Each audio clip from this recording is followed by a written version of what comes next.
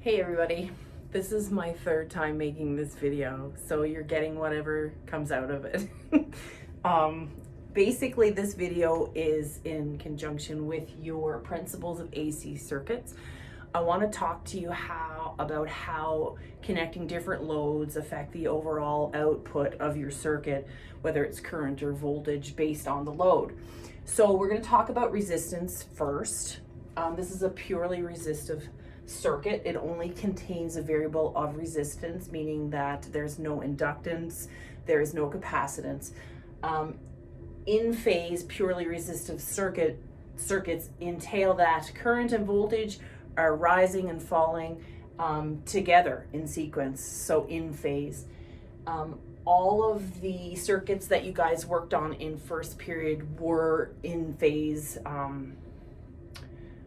loads. So loads like incandescent lighting, heaters, convenience receptacles, those are examples of in-phase resistive loads. Okay, so in this particular circuit, I have a 25 ohm resistor, I have a 120 volt source with 60 hertz of frequency, and I want to figure out how much current is going to flow in the circuit. So if I close the switch, I can expect current to flow, and it's going to go to its maximum value immediately, that because a resistor opposes current flow based on the amount of resistance, and we can use Ohm's law to figure out how much current is flowing. So you can see here that I have I equals E over Z. So when you're dealing with AC circuits, we use the complete variables of resistance or opposition, right? So in this particular case, because it's purely resistive, your Z value equals whatever your R value is, okay? So I have 120 volts. I'm dividing that by 25 ohms, and that works out to be 4.8 amps, okay? So as soon as I close that switch, so let's say 1, 2, 3, 4, 5 amps, the minute I close that switch, my current went right to maximum at 4.8 amps, okay? And will continue to flow at that value until I open the switch, breaking the circuit, okay? As soon as I open the switch, I go back to zero instantly, right? So that's how a resistive load affects the current flow in a circuit. Resistance opposes current flow. And if I wanted to show what that looked like on a phasor, I would just graph it as such, okay? So here I have my axes, my 4 quadrants. I have 0 degrees, 90 degrees, 180 degrees, 270 degrees. Okay, so I'm going to use voltage as my reference.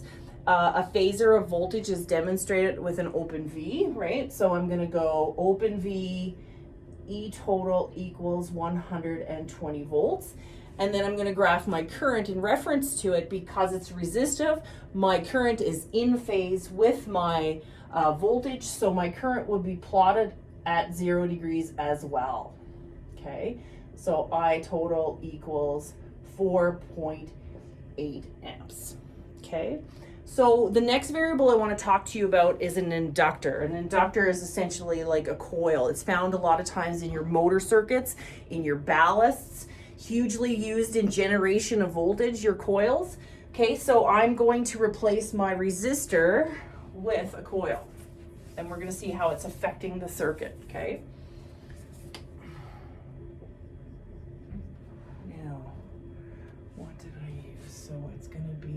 So your inductor, this is a pure inductor. What that means is that it's an inductor that has no variables of resistance or capacitance in it, and it's rated in henries, okay? So the L equals, let's say I have 0.4 henries, okay? My L is 0.4 henries. So I want to know what happens when I close the switch, okay? So a resistor opposes current flow, an inductor opposes the change to current flow. And it does so based on how we are affecting the change. So if I'm closing my switch, current is wanting to flow. So what you're going to see here is it's going to flow, but we're going to create a counter EMF in our coil that's going to slow it down. It's going to oppose it from rising, essentially.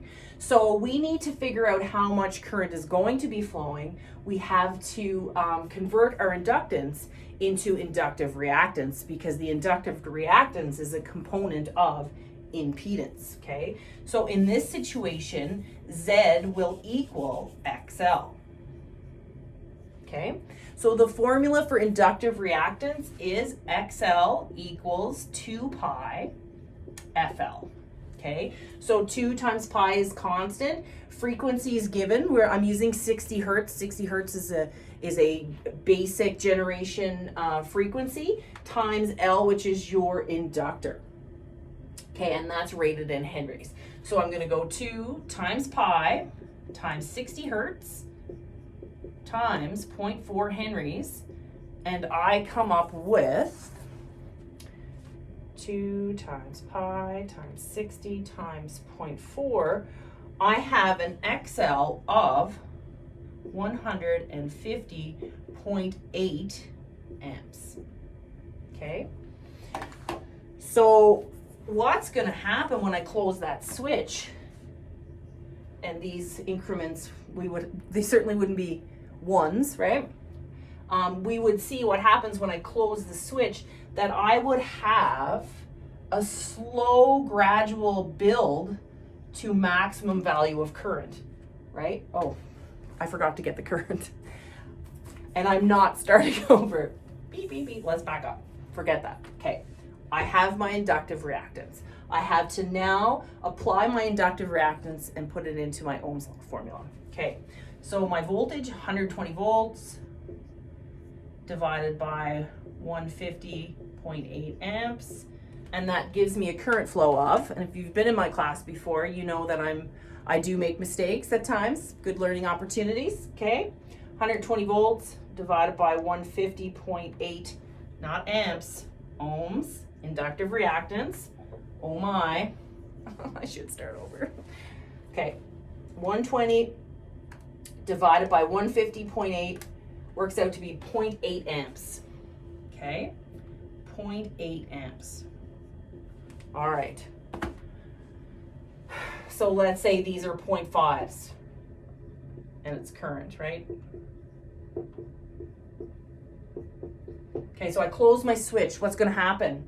Current's going to start wanting to flow. I'm going to create a counter EMF in my coil that's going to oppose that change, right? When I close the switch, that's the change, and it's going to counter react my current from rising. So what you're going to see here is you're going to see a gradual build to 0.8 amps. And then that'll kind of tether off and stay constant until I create another change in the circuit. And by opening the switch, I'm facilitating a change. An inductor opposes change in current. So when I open the switch, what's going to happen or want to happen is that your current is going to want to drop, but I'm going to create a counter EMF now in the opposite direction that's going to support it. So it'll gradually fall to a minimum.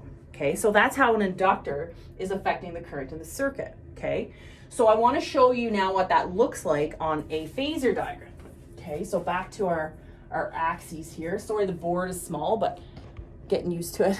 Okay, so I'm going to talk to you now about a little acronym that we use in second period to remember the relationship between inductors and capacitors and AC circuits, and it's Eliice. Okay, Eliice. So for a purely inductive circuit, we're focusing on the Eli portion. Okay, the L is the inductor, and then the E is the variable of voltage, the I is the variable of current, and Eli is demonstrating the relationship between current and voltage in an AC circuit. Your current is lagging your voltage by 90 degrees, or you could say your voltage is leading by 90 degrees in a purely inductive circuit, but we like to say it's lagging. So if I wanted to show you what that looked like in a phasor diagram, I would use my voltage as reference. Again, open V for voltage, 120 volts. So I'm going to put my reference at 0 degrees, 120 volts. and then I'm going to plot my current in relationship to Eli. My current is lagging by 90 degrees, so my current would be plotted down here as a representation of what's happening in the circuit. I total equals 0.8 amps. Okay, so we've talked about a resistor. Resistor opposes current. An inductor opposes changing current. So now I want to talk to you about a capacitor. So a capacitor doesn't affect current in the same way either of these variables do. It affects the voltage. It opposes change in voltage, and then by opposing a change in voltage, it ultimately affects the amount of current. Okay, so I'm going to replace this load with a capacitor. Okay, leave that there. Get rid of this. Okay. So it's not typical that you'll find a capacitor as a load. Essentially, capacitors are used in conjunction with another load to satisfy something, whether it's to lower line current or loss. But for all intents and purposes, for theory, we're going to use it to talk about it as we're learning the variable. So I have a capacitor in series with a switch, okay? So capacitors are rated in farads. Farads are a very large unit. So typically you're going to find your capacitors are rated in microfarads. Okay, so I'm going to say the capacitance of this capacitor is going to be 12 microfarads. Okay, so I want to figure out how much current is flowing in the circuit. I cannot just plug 12 into my Ohm's law formula because capacitance isn't the variable that changes or has a change in voltage. It is your capacitive reactance. So we have to apply our capacitive reactance formula. Okay, so XC equals 1 all over 2 times pi times frequency times capacitance. 1 second. I'm doing a video. Oh, sorry. Okay, so now I want to apply that to my formula. So you're going to see here that in your capacitive reactance formula that everything is inverse, right? So basically when you increase your capacitance or your frequency, you're going to see that inversely affecting your capacitive reactance. Okay, so let's plug that in and find out how much opposition to change in voltage we're going to come up with here. So it's going to be 2 times pi times 60 hertz times 12. Again, we have to incorporate the micro, so 12 times 10 to the negative 6. So it takes you a little bit kind of to get used to how to plug that into your calculator. I like to put all the bottom in and then just inverse it with an x to the negative 1. Trust me, you'll do this so much that you will get comfortable with doing it. So 2 times pi times frequency, 60 hertz, times 12, exponent, negative 6, equals, inverse that, and I come up with an XC of 221.05 ohms. Okay, so now I'm going to apply that to my Ohm's law. Again, purely capacitive circuit, so my impedance is going to equal my capacitive reactance. Okay, so I got 120 volts applied, and I'm going to divide that now by 221.05 ohms. Okay, and that's going to give me my current, 120 divided by 2 to 1.05 equals 0.54 amps, 0.543.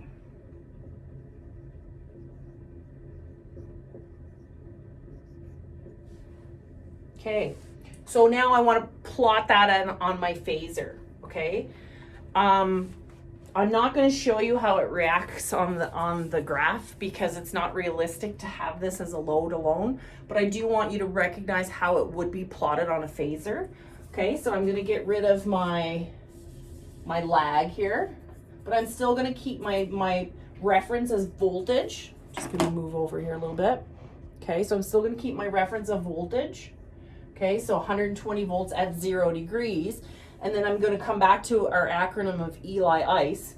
So the ice part is what we would reference when we're dealing with a capacitive circuit. Okay, so C is your capacitor, and then the I and the E are the relationship. Okay, so here it shows that voltage is lagging current by 90 degrees in a purely capacitive circuit, or current is leading. We always like to reference from current because that's essentially what we're talking about, right? How it's affecting the current in our circuit. So if I have voltage here, current is going to be leading, so it's going to be leading by 90 degrees. So I'm going to plot my value of current right here, okay? And again, current phasor, closed arrow, I total equals 0.543 amps, okay? So hopefully this helps you get a little bit of understanding on how different types of loads are affecting our overall circuit. Okay, so we're not going to be just dealing with resistive loads any longer. We're going to be looking at inductive loads. We're going to be looking at loads that are incorporating all the variables. So it's super important that you have a good basic understanding of how each individually affect the circuits. Hope this helps. Thank you.